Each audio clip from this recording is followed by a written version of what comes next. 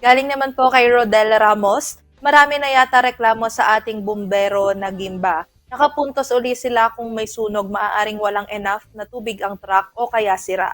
Nasaan na ang disaster readiness ng ahensya? Ayan, ito marahil ay komento doon sa naging sunog dyan sa St. John District sa bayan po ng Gimba.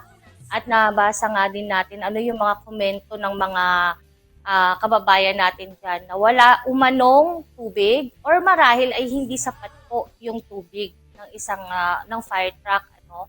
So kadalasan naman po kapag ganito po may mga sunog ay kapag umaabot na sa second or third alert, ayan, nariyan po din ang mga kalapit na bayan, mga BFP po, na handa din pong namang tumulong. Ano? So, marahil naman dyan sa Gimba, ito yung ano nga, no, um, observation ba to or comment na ano, na wala daw tubig. Siguro naman, hindi naman pupunta po doon yung fire truck ng Gimba kung walang tubig. Marahil po ay may tubig, yun nga lang ay hindi naging sapat para apulahin po kasi malaki din Carmel yung naging sunog doon.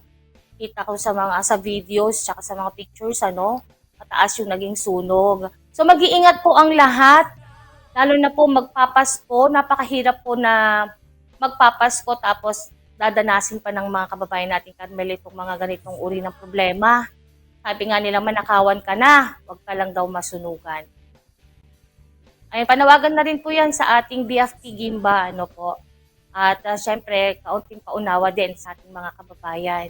Pag ganitong may mga sunog, ayan, sadya pong minsan kinukulang ng tubig. Pero meron naman pong mga katuwang ang bawat BFP, ayan, para maapula po itong mga sunog. So, ingat po tayo.